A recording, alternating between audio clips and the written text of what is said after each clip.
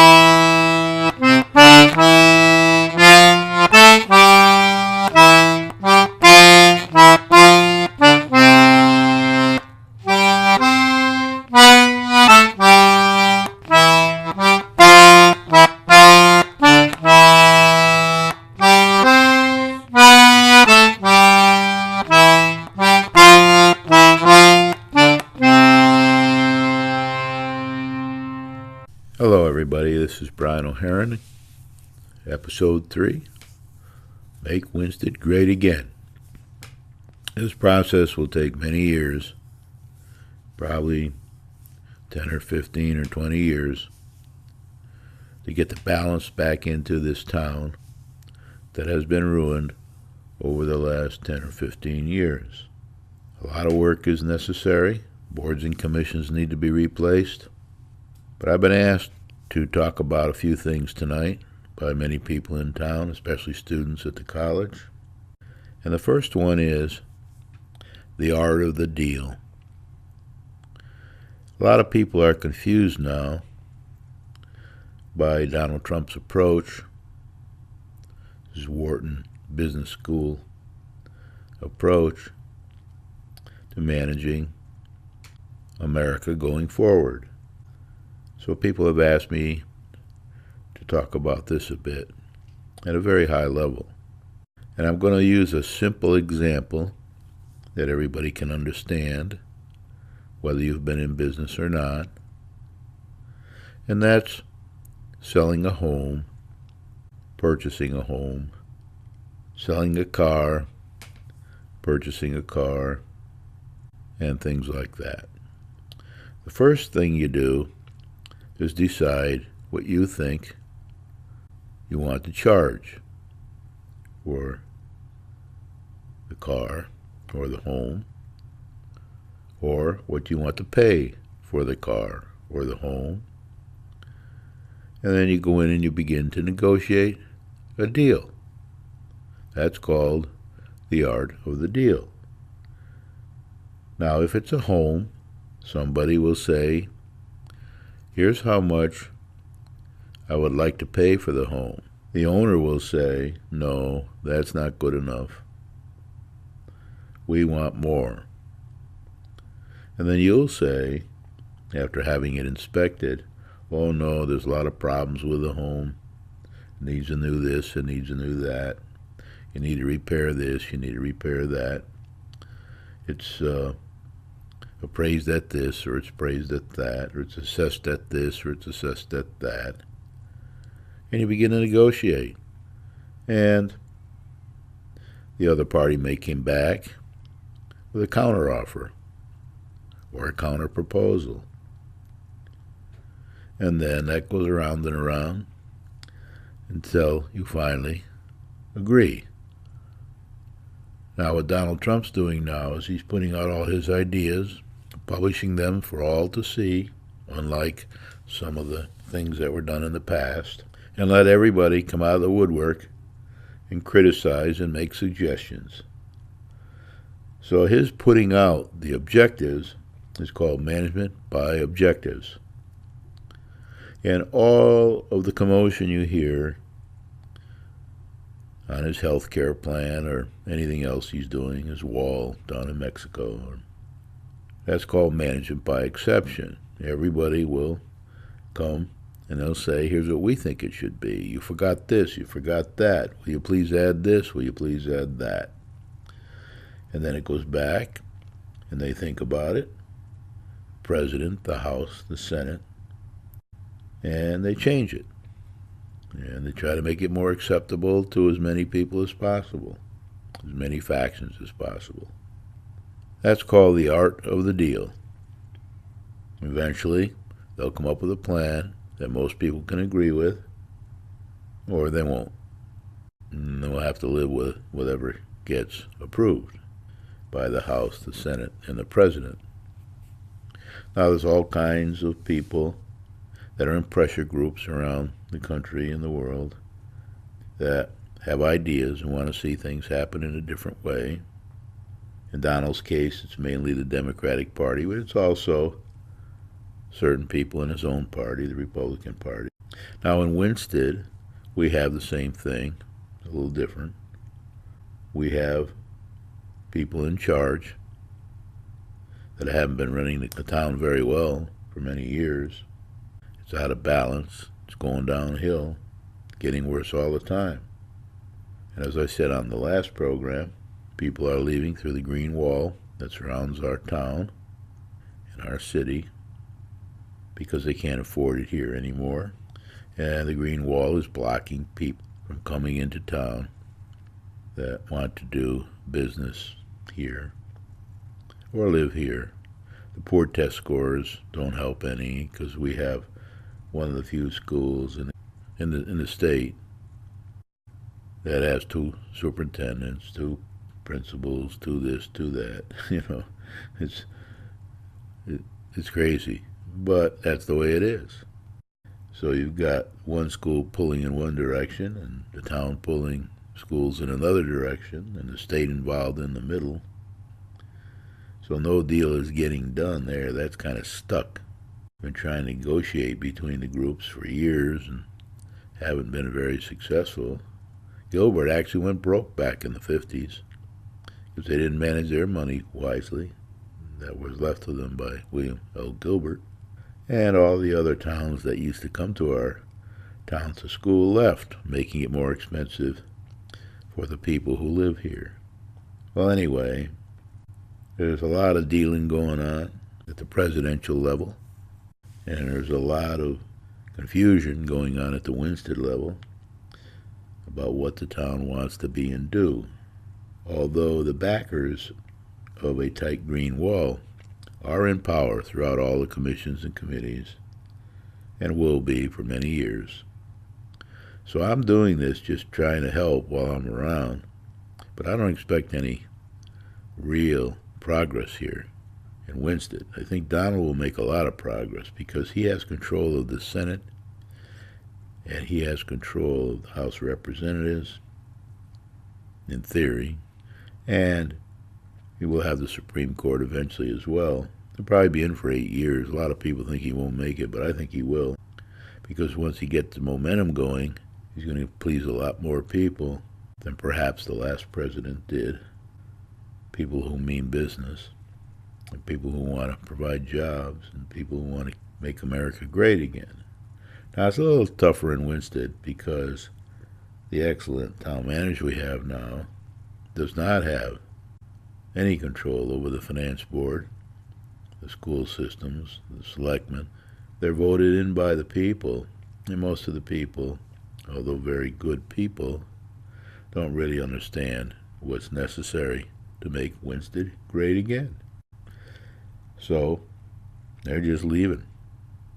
And it's very, very hard to attract replacements to the area. So anyway, I wanted to talk about that a bit So you understand that all this is part of the process of making America great again.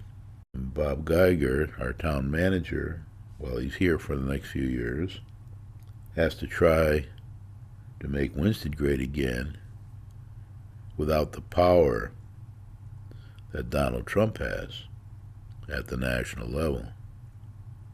Same problem. Set objectives. Get everybody to agree to those objectives. It's harder for Bob than it is for Donald Trump because of the state of our town and its history and its future. It's easier for Donald because, again, as I said, he has the House of Representatives, Senate, and will soon have the Supreme Court, and he'll be able to start rolling. He will be listening to everybody, and he will try to balance whatever plan he's putting into place for whatever he's doing, whether it's the wall, whether it's replacement for Obamacare or update of Obamacare or whatever, providing jobs, businesses in America, all the things that we need to do in Winsted as well, except we need to knock our wall down instead of build it up. We need to redo the POCD, Plan of Conservation and Development. We need to redo the planning and zoning regulations. We need to replace many of the people on the committees and commissions that were put there by the people who erected the wall around the town. There's plenty of work that needs to be done. That's why I say it's going to take 10 to 20 years. As Tony Mishikowski told me when I first retired, and I had a few meetings with him to try to understand how politics works at the local level. Now, Tony himself was a Democrat for many years in the House of Representatives from Torrington, but he always voted, and what the best interests of Torrington were, to grow the grand list, to provide business, provide jobs, because he was a businessman and he owned a restaurant. And then when he stopped being a representative, he worked down in Hartford as a page boy and all kinds of things in his older age because he was in love with the system. He was known as Mr. Route 8, and he was known as Mr. Lottery. Still pretty well known to this day. Now, I want to talk a bit about the schools tonight because that's 65% of our budget. And I also want to talk a bit about the future of the schools in general. And before I do, I just want to tell you that I was one of the early presidents of Internet Systems Corporation down in Fort Lauderdale, Florida, backed by top venture capitalists in America until the company was sold. And I went to Telerate Corporation. So I know quite a bit about the Internet, more than most. The Internet is starting now to replace many, many, many, many things. Businesses are changing. Stores are closing because people are buying things online all the time. There's all kinds of apps now that you can use to buy things. The world is changing big time because of the Internet. Schools will change as well because more people now, and there are less students all the time because families have less children. I think Winsted, the average is about 0.9 to 1.2 or so children per family now. When I was in 8th grade, the average was 6. There were some 10, 11s, and only 1 or 2 3s. We averaged 6 children per family. Others were more. Some others were a little less. There was no homeschooling. Nobody homeschooled. There was no online education. Nobody had computers or applications or anything like that. So if I go way up high in the air now and look down, over 50 years or so, maybe a little more, maybe a little less, more people will be going online to get their education. The online applications will be able to correct students as well as teach them. For example, in the language, you'll be able to speak into you can do it already, into the application, and if you say the wrong thing, it'll correct you. And it's easier to learn a language that way. You don't have to go to local school anymore for that. Same with music, same with all kinds of things. Well, that's what's going to kill the schools, kill the unions. Now, there'll always be some schools for people who need special attention. But the unions are the strongest union in the country now, and they will be killed by the internet over a long period of time. Like all unions, they get too powerful and don't keep a balanced view in mind. I read the papers nowadays and I see all the towns are getting killed by the cost of education one way or another. Now, as you know, Donald Trump has appointed somebody that wants to have more private schooling, vouchers and things, which I think is a good thing. We have some now. People in Winsted take advantage of that. We pay for it, but they take advantage for it, and they get vouchers to go to other schools. If they go to a Catholic school or schools like that, they don't get any voucher. They have to pay for it. Their parents have to pay for it. So that's limited to the people who can afford it, and it's also limited to people who can go to the school and stay within the rules. Anybody who doesn't take any money from the government, like say the Catholic schools, they don't have the same rules. They tend to have better grades, but they can also discipline. They cannot accept children. Same with a lot of the magnet charter type schools. So over 50 years we're heading in that direction. And that will balance things a little for us, provide a better education for people. There'll always be tutors. There'll always be some teachers to help people. When I go to the library at the college locally, I see that all the time. Some people need special attention for certain things and not others. They're all very bright, but they need help. So that's the way we're going with the schools in the long run. In the short run, we've got Gilbert pulling against the town in a way. We've got the town leadership trying to pull against Gilbert and set up their own school system, which they can't afford. So we're stuck. We can't get an agreement with Gilbert. We still got, and will have for quite a while, 2 superintendents, 2 secretaries for the superintendents, 2 officers for the superintendent, 2 of this, 2 of that, 2 maintenance groups, 3 if you add the town, 2 purchasing departments, 3 if you add the town, 3 finance departments. Goes on and on and on. Now, I'm not trying to say who's better. Can the town run the schools better than Gilbert? Probably not. They can't run K through 6. We've got the lowest test scores. We're in the bottom 30% of the state. We blame everybody but ourselves, but we're in the bottom 30% of test scores. Gilbert's better off than that, but they're expensive. They're very expensive, and the town can't manage their budget. The town can turn down any increases in their budget, except where the state is involved with a minimum budget requirement for the schools. So the whole thing is crazy. It's kind of a mess. And when you look at it from my viewpoint, somebody who worked their way through college with minimal cost to my parents, and I don't know of any simple answer to these problems. So the 65% of the budget will keep increasing, and then when you add in redoing all the roads, annual salary increases for the town and people and all the infrastructure they need, trucks, cars, things like that, all gets pretty expensive. Now, I'm for balancing costs.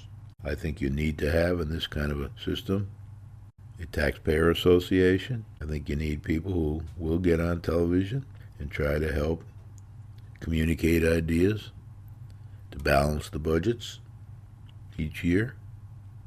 You might not like some of these people, you might not like their ideas, and as Charlene Lavoie always says, if you don't like it, get on TV yourself or write letters to the paper or whatever you want to do to get your point of view across. And I agree with that.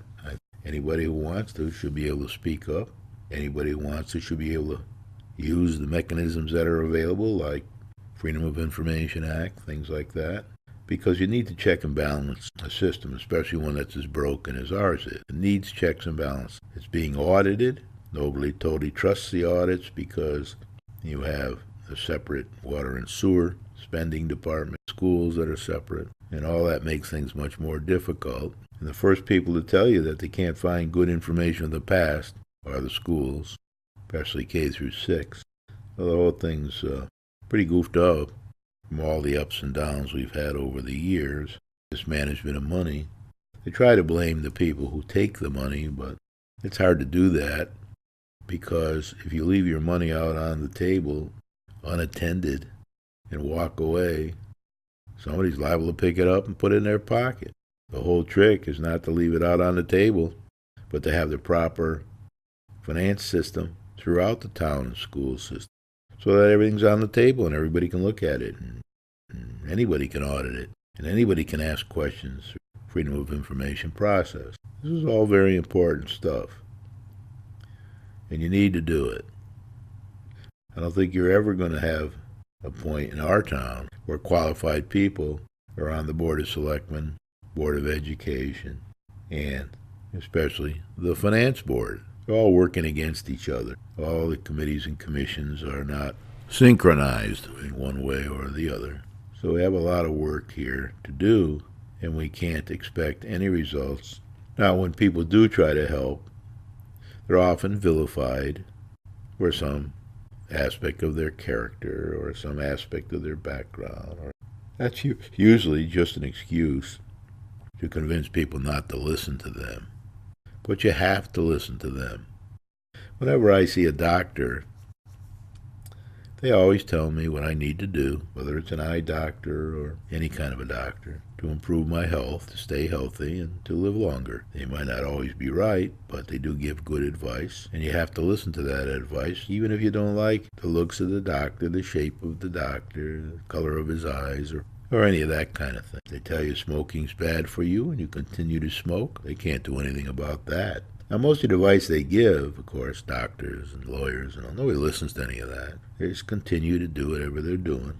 Now, there are some who listen, of course, but not the majority of people. They'll keep smoking, they'll keep drinking, they'll keep taking drugs, they're hooked, and they'll keep doing that kind of thing. And once when I was in a management position, I've mentioned this on previous programs years ago, before some of you people were even listening to these programs, watching them, that when I ran a company in New York City, an elderly man died on the job, and I was advised to call his wife on the phone and tell her up front exactly what happened. And if you go to a doctor and you have cancer, they'll probably say, "We're sorry, but you have cancer." They won't beat around the bush. Don't beat around the bush.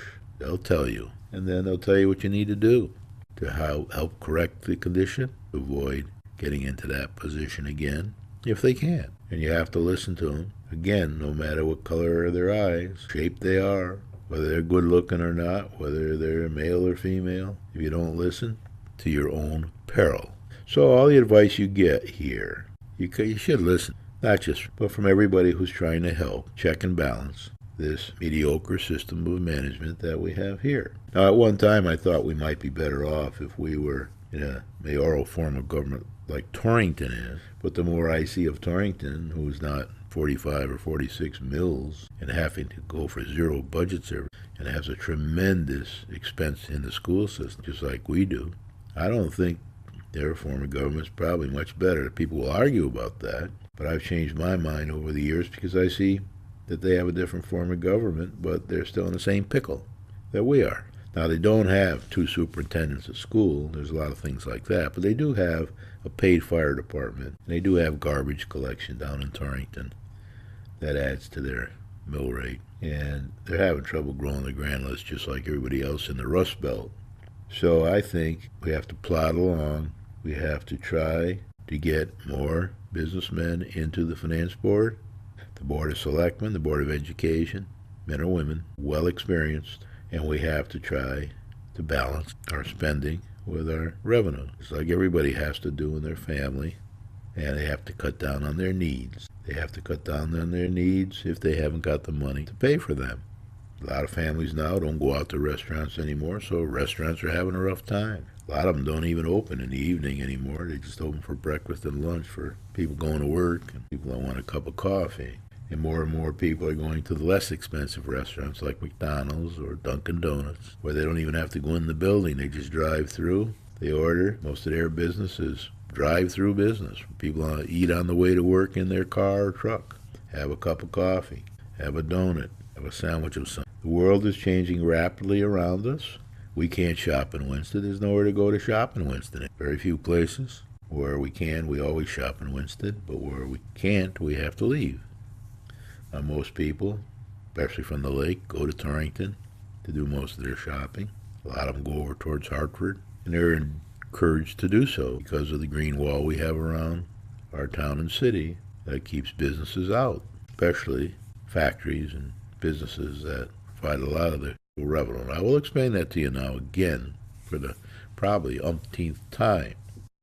Advantageous revenue is revenue that is given to the town in taxes that doesn't have much expense by the people who pay the taxes. For example, if two people are in town and they have a nice big expensive house like Joyce and I, and they don't have any kids in the school system, then they pay advantageous tax because they use the roads like we do, and they do use a lot of the town facilities, but they don't have any children in the school system. That's true of rest homes. That's true of medical facilities. That's true of businesses that come to town. Businesses pay tax. They pay very good, profitable, or advantageous tax, but they don't have any children in the school system. The people that work in the businesses do have children in the school systems, and they have homes that they pay taxes on, rent on, and they take advantage of the school system, as long as they consider them to be good schools. Otherwise, they'll go elsewhere. They won't come to town. They won't stay in town. They'll move out. They'll send their kids to magnet schools in Hartford or some other town.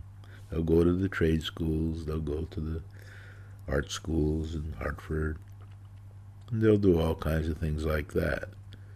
So advantageous tax mostly comes from large business who also provide jobs. It comes from people who come to town to retire and pay taxes and don't have any children in the school system. Now, we need families with children, too. Nobody's saying we don't need that. Most families now have an average of 0.9 or somewhere between that and 1.2 students.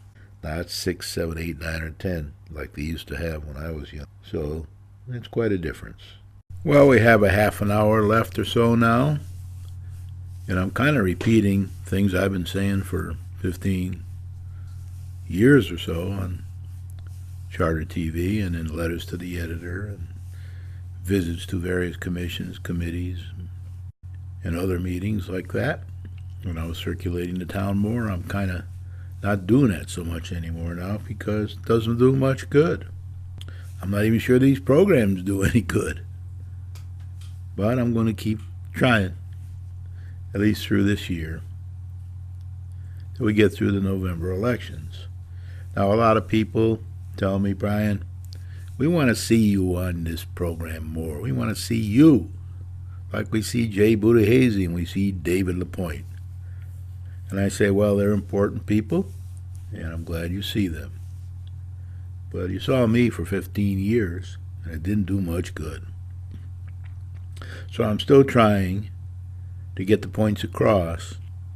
I've got a studio in my house now where I do the recording. I do have a camera. I could take some pictures of myself, but I don't really want to do that because pictures of me is not the answer. The answer is growing the grand list. It's that simple. Now the town manager knows we have to grow the grand list. Steve Sadlowski, the planning director, knows we have to grow the grand list.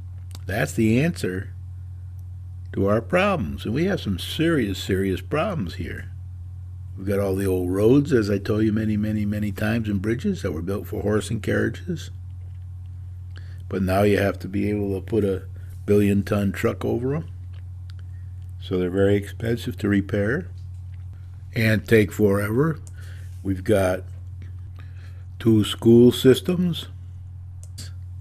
What we really need is one school system, whether it be Gilbert, K through 12, or a town school, K through 12, doesn't matter to me.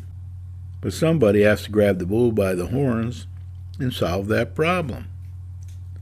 We also have the water and sewer issues. Old water and sewer system that will need help from time to time and needs help every year.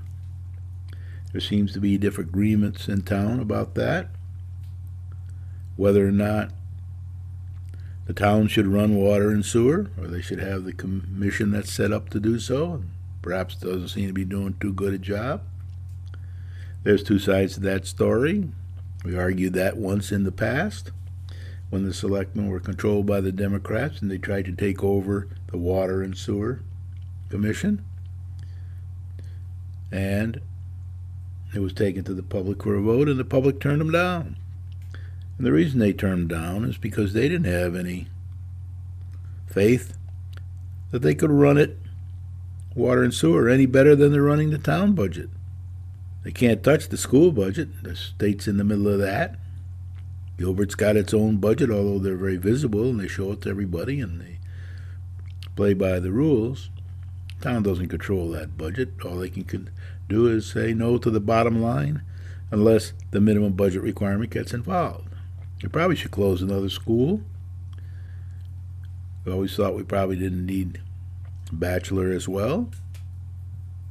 There's all kinds of things like that that have to be resolved. So we have to do many arts of the deal. You have to do an art of the deal for the schools, but the whole town, including Gilbert and all our own commissions and committees and selectmen and finance board, town manager, everybody's got to get involved to work together to come up with a plan for success so we can get things done. The names of two of my old programs. We need the same for the infrastructure. We need the same for growing the grand list.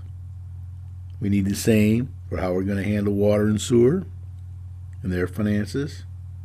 I'm still not sure we've got the right checks and balances here, but we are getting closer. Now, I do want to say, as I always do, that right now you got a good town manager, a good planning director. You got a good president who's going to try to make things easier to do financially in the next 8 years or so, if he can last that long. You got Jay Case, who's a very good representative for our town and this area down in Hartford. Tries his best, gets funding for bridges and things like that, and then he's in there working hard. So now's the perfect time to find some people in town that are unaffiliated, or maybe a Democrat or two, or maybe a Republican or two. I should think that the unaffiliated should be in the majority and have an unaffiliated mayor, and they should all be financial people, because we got a financial problem.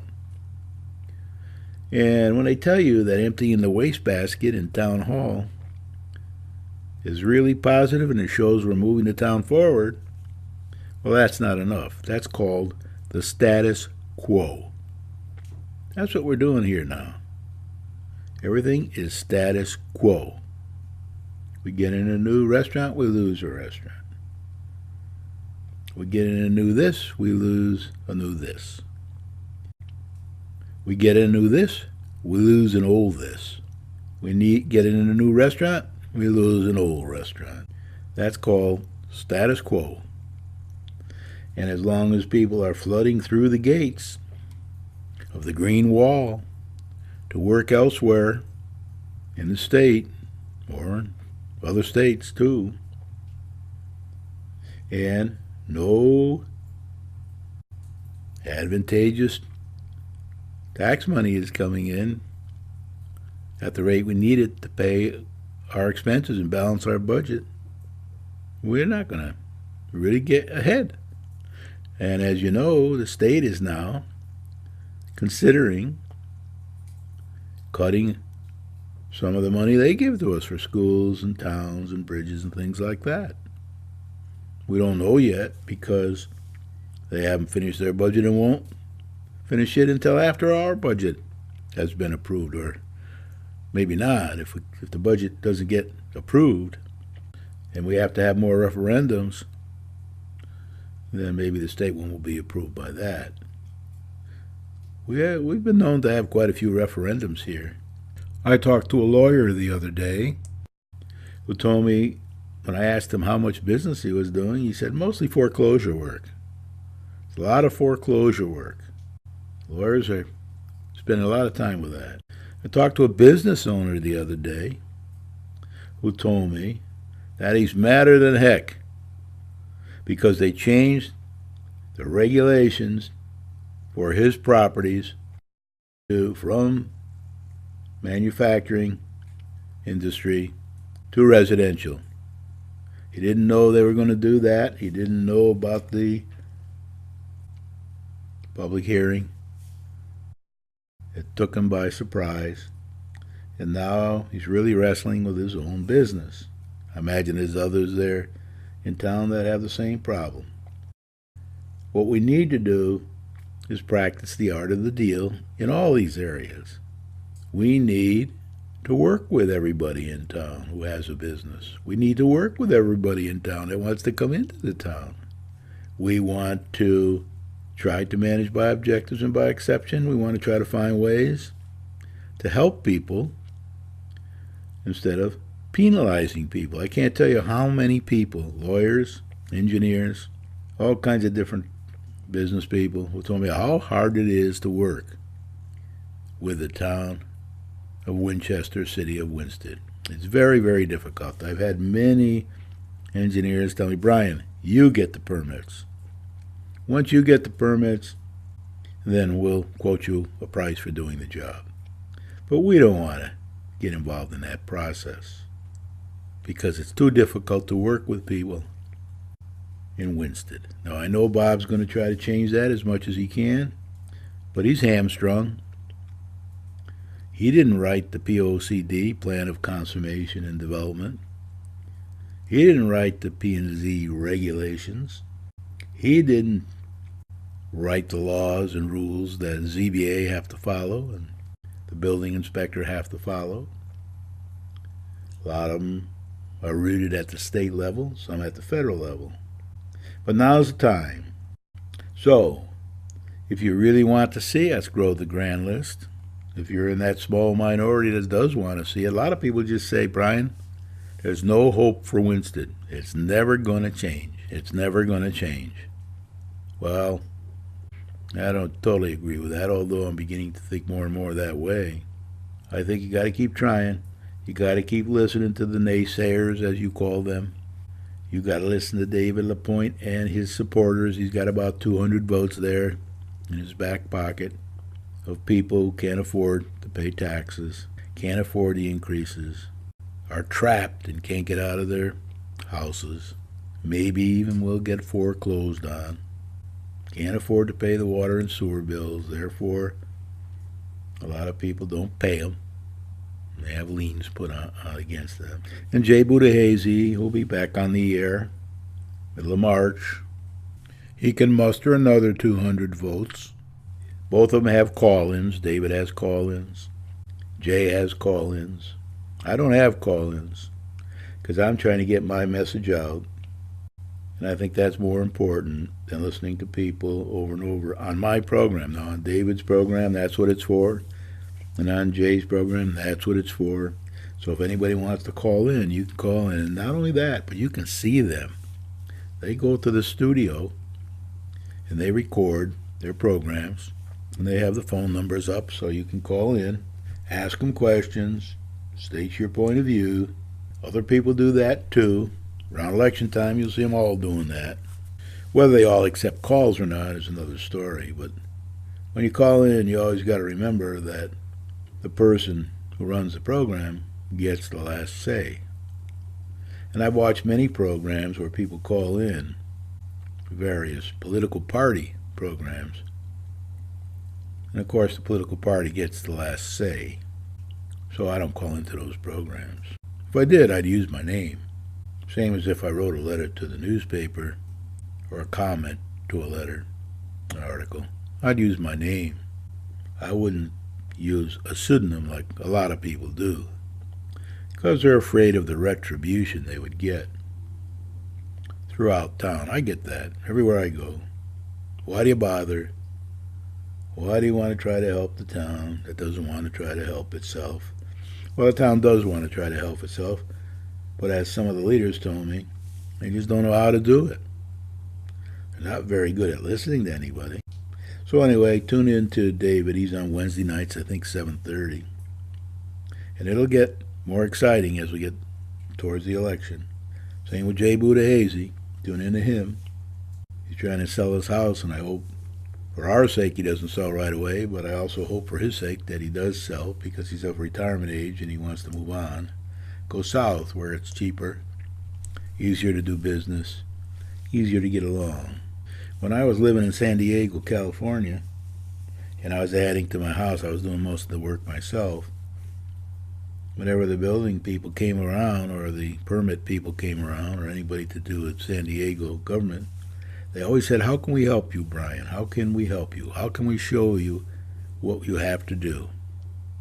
How can we help you get things done?" They were very positive. They wanted people to be successful, and they wanted the people to be happy and content.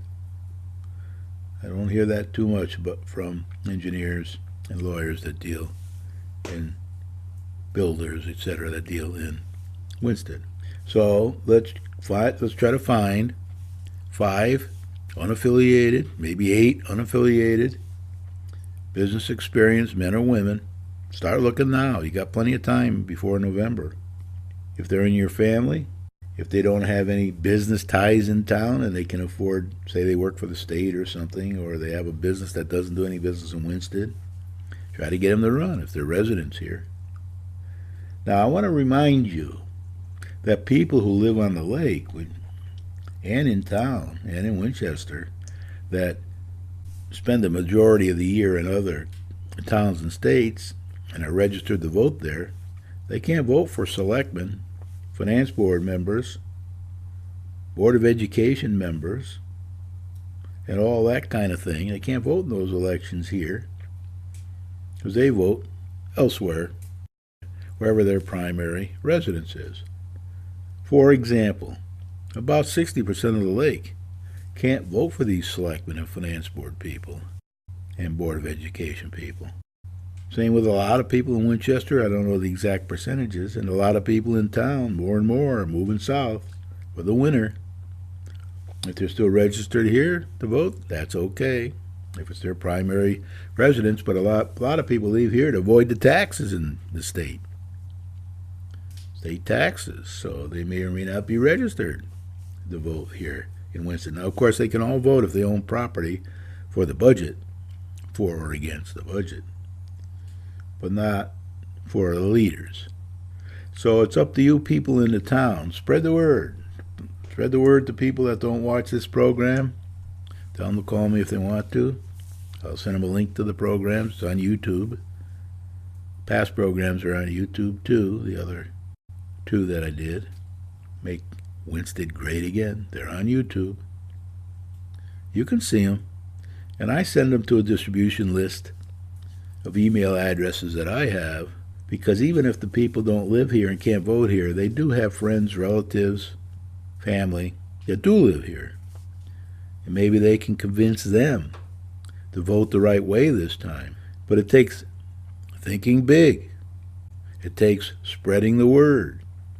And if we don't get some good managers in here, like Bob Geiger or Donald Trump, we'll never be able to get things done using the art of the deal.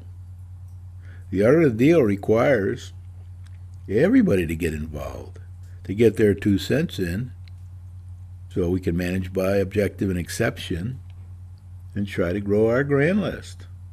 I don't know any business person in town that says we don't need to grow the grand list, the advantageous portions of the grand list. Don't know anybody like that. I don't know any business people that say we want to be like Litchfield. or Goshen, or Norfolk, or Great Barrington. I don't know any business people that say that.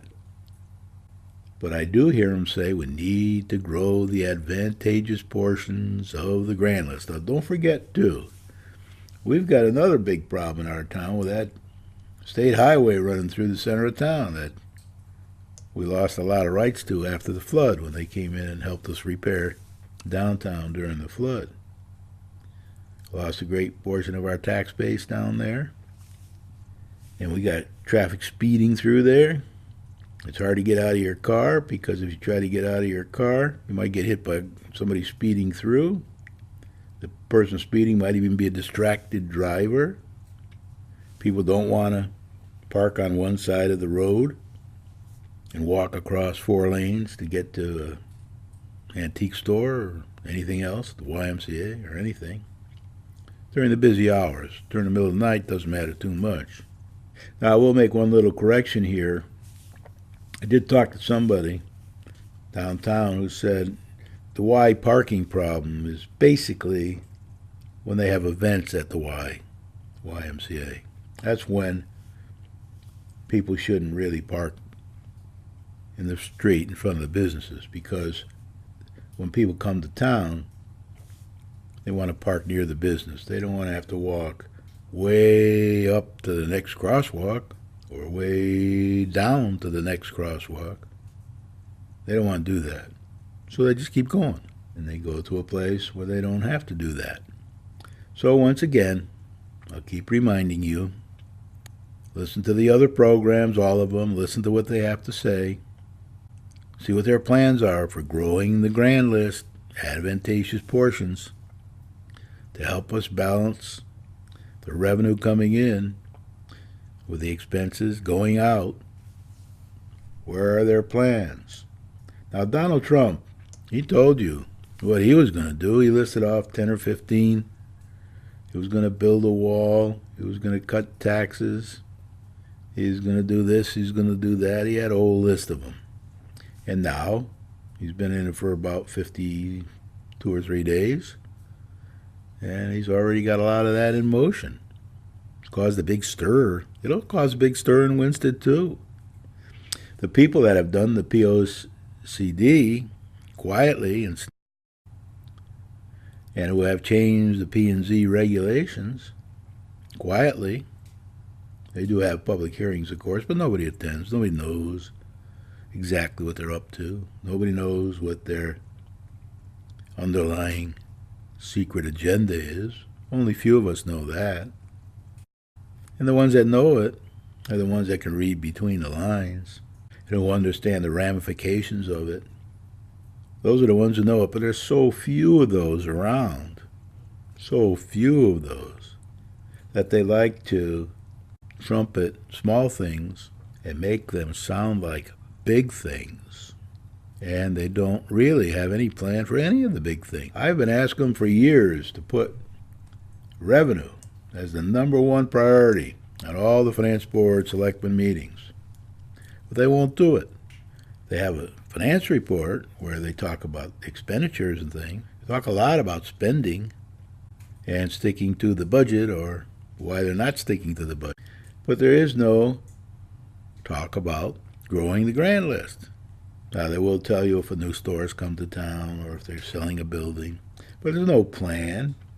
If they had a plan, then they could do the art of the deal and keep you posted at every selectman or finance board meeting where we stand against the plan. And then people could give them more feedback, and they can marshal more resources together, and maybe that would help. Maybe it wouldn't. A lot of people think it wouldn't. That's probably why they don't do it. Now, you're getting into what's a politician. Well, a politician is not, most likely, in Connecticut and in Winsted, not a business person.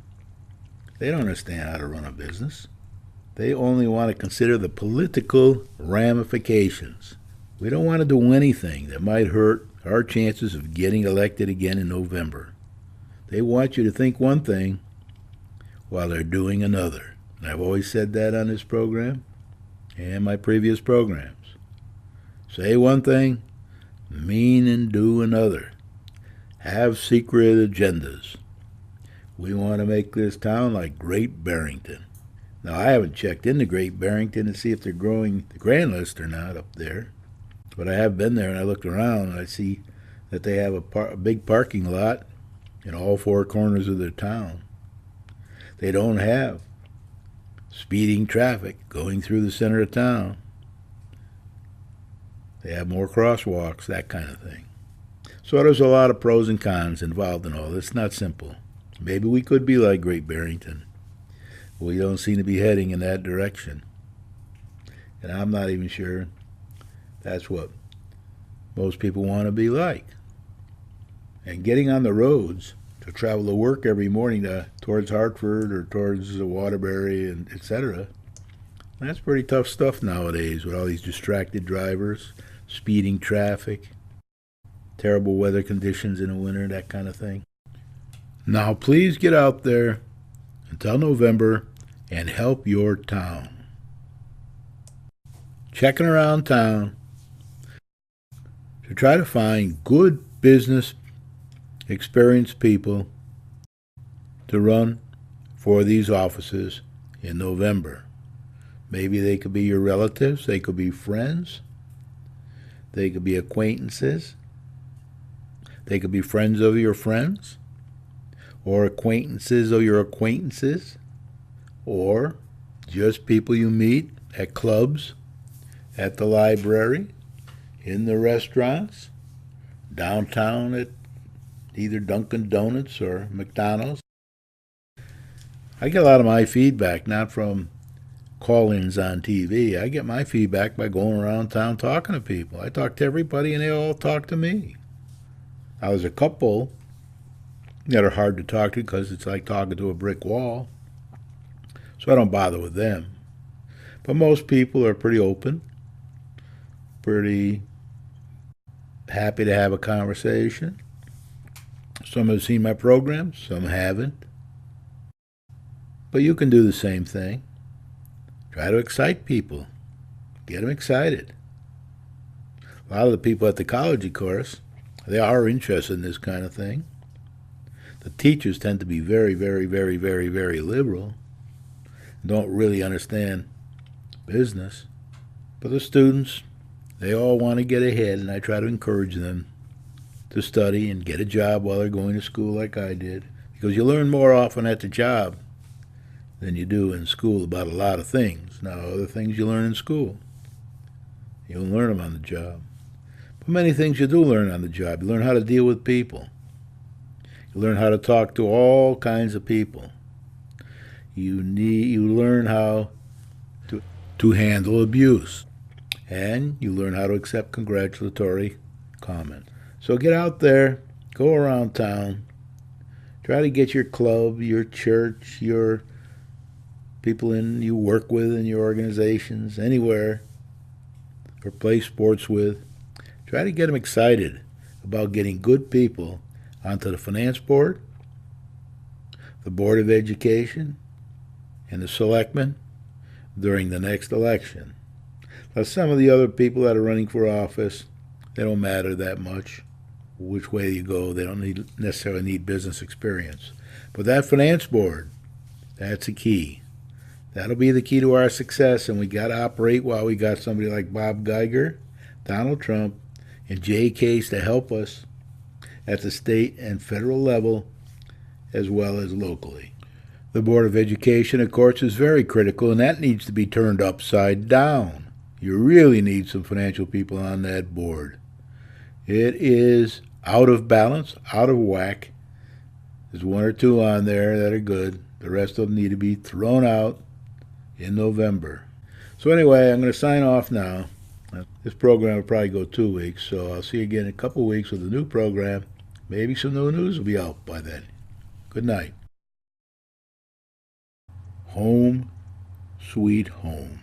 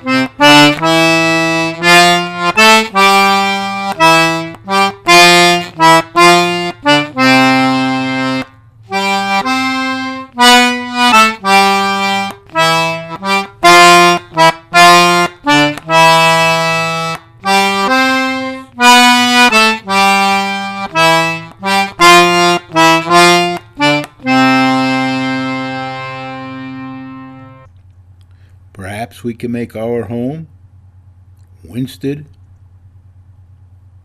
great again. Think big. Spread the word. And let's make Winsted great again in this very important election year. Vote for experienced business candidates. In fact, insist upon them for all the boards and commissions in November 2017. Do you want to run for office? Are you qualified? Do you do business in Winsted? If not, and you have a business orientation, consider running for office.